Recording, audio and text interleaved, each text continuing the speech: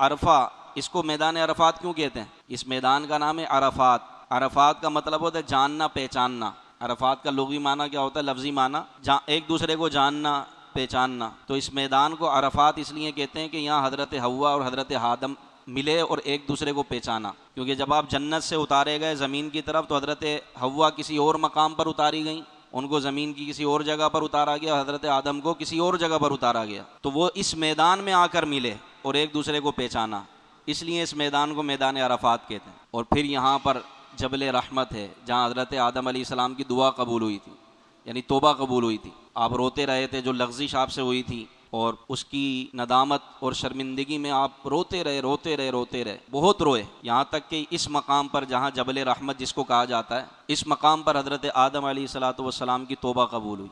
اس لیے حاجی کی یہ کوشش ہوتی ہے کہ ہم جبل رحمت کی طرف جائیں، اس میدان عرفات میں جو جبل رحمت ہے وہاں جا کے وقوف کریں، وہاں وقوف کرنا افضل ہے۔